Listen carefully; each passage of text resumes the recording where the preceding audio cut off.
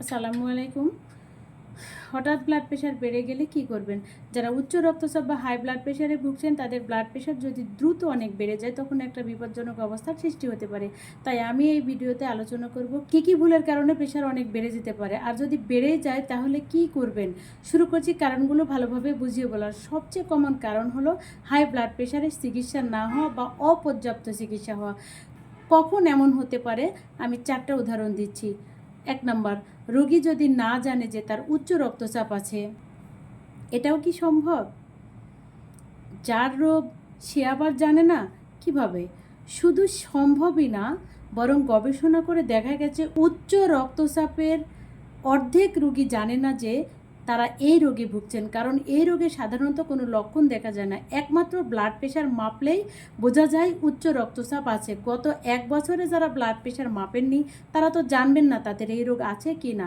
না জানলে চিকিৎসাও হবে না, জীবনযাপনে কোনো পরিবর্তনও আসবে না, তখন উচ্চ রক্তচাপ অনেক বেড়ে যাওয়ার ঝুঁকি থাকে।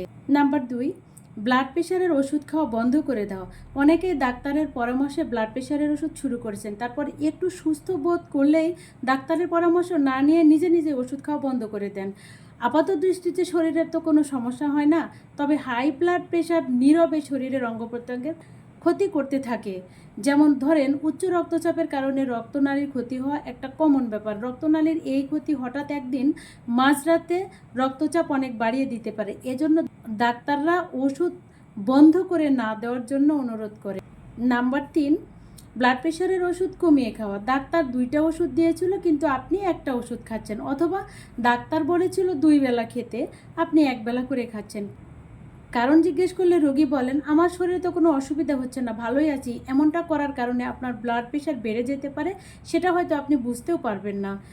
এখানে একটা কথা স্পষ্ট করে নিই, ব্লাড প্রেশারের ঔষধ যে সারা জীবন একই পরিমাণে খেতে হবে ব্যাপারটা এমন নয়।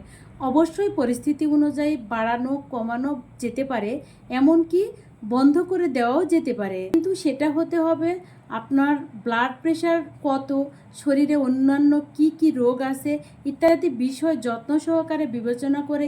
এই বিবেচনার কাজটি নিজে না করে অনুগ্রহ করে ডাক্তারের পরামর্শ নেবেন, না হলে বিপদ হতে পারে। অনেকে আরেকটি যুক্তিসঙ্গত প্রশ্ন করেন যে ব্লাড প্রেশারের ওষুধের কি সাইড ইফেক্ট নেই? উত্তর হলো সাইড ইফেক্ট আছে, তবে ওষুধ না খেলে শরীরের যে ক্ষতি হবে সে তুলনায় সাইড ইফেক্টের পরিমাণ কম, তাই এই ওষুধ খেতে পরামর্শ দেওয়া হয়। নাম্বার 4, ওষুধ খেতে ভুলে যাওয়া। প্রেশারের ওষুধ সাধারণত প্রতিদিন খেতে হয়, কিন্তু হাই ব্লাড প্রেশারের রোগী যেহেতু কোনো ব্যথা বা অস্বস্তিতে থাকে না, তাই অনেক সময় রোগী ভুলে যায়।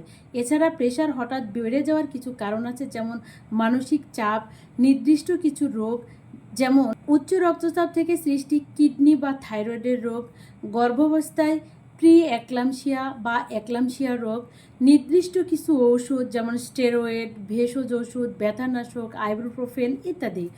এখন আমি প্রেশার হঠাৎ বেড়ে গেলে কি করণীয় সেটা বলছি।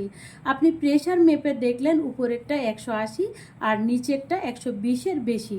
তারপর আপনার প্রথম কাজ হলো না ঘাবড়ানো, শান্ত হয়ে বসুন। তারপর সঠিক নিয়মে 5 মিনিট পরে আবার ব্লাড প্রেশার মাপুন। দ্বিতীয়বার মাপার পরও যদি আপনার প্রেশার বেশি আসে তাহলে আপনাকে ব্যবস্থা নিতে হবে, আর দেরি করা যাবে না। কি ব্যবস্থা নেবেন সেটা 2 ভাগে ভাগ করে বলছি। প্রথম ভাগ হলো যাদের প্রেশার হাই কিন্তু আর কোনো লক্ষণ নেই তাদের জন্য। দ্বিতীয় ভাগ হলো যাদের প্রেশার হাই এবং সাথে অন্যান্য লক্ষণ আছে তাদের জন্য। প্রথমে বলি যাদের প্রেশার হাই কিন্তু আর কোনো লক্ষণ নেই। এমনটা হলে প্রথম কাজ হলো প্রেশার বাড়ার কারণটা খুঁজে বের করা। প্রেশারের ওষুধ ঠিকমতো কাজ করছে না, নাকি শরীরে অন্য কোনো অসুবিধার সৃষ্টি হলো, এটা একটা সূক্ষ্ম কাজ যার জন্য প্রয়োজন মেডিকেল নলেজ। এটা বাসায় বসে নিজে নিজে করা ঠিক হবে না, তাই একজন ডাক্তারের পরামর্শ নিতে হবে।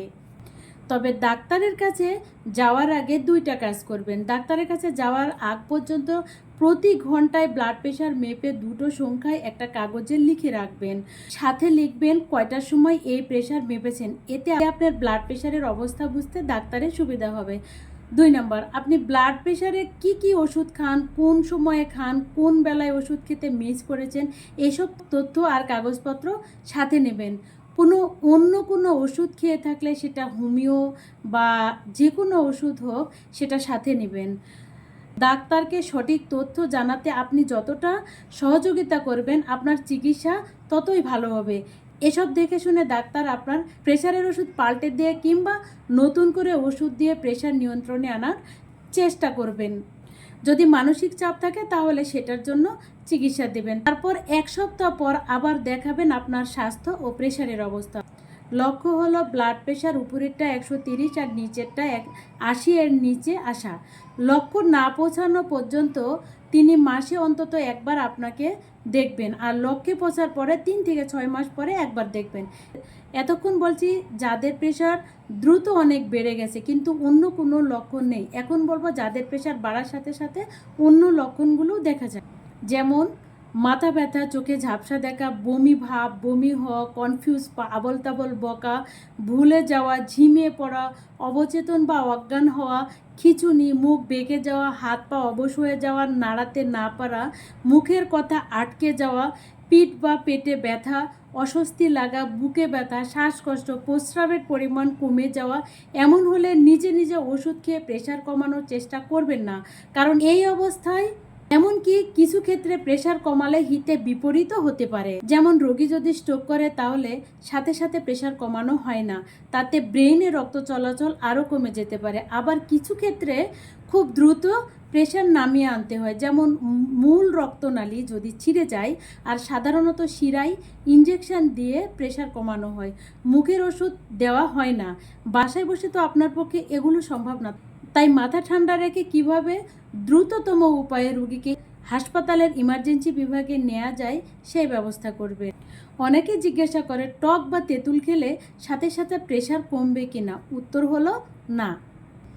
তাৎক্ষণিকভাবে প্রেশার কমানোর এটা কোনো ভালো উপায় না, তবে দীর্ঘমেয়াদী তেঁতুল খেলে উপকার পাবেন, কারণ তেঁতুলে প্রচুর পটাশিয়াম আছে যা উচ্চ রক্তচাপ নিয়ন্ত্রণে সাহায্য করে। তবে খেজুর, কলা, গাজর, কমলা এগুলোতেও পটাশিয়াম আছে। আপনাকে যে তেঁতুলই খেতে হবে এমনটি না, ইচ্ছে করলে আপনি এই ফলগুলো খেতে পারেন। উচ্চ রক্তচাপের রোগীকে আমরা প্রতিদিন 5টা মাঝারি সাইজের ফল খেতে বলি, কারণ ফলে পটাশিয়াম আছে যা উচ্চ রক্তচাপ নিয়ন্ত্রণে সাহায্য করে। সবাই ভালো থাকবেন, সুস্থ থাকবেন। আগামীতে দেখা হবে এই প্রত্যাশায়। আল্লাহ হাফেজ।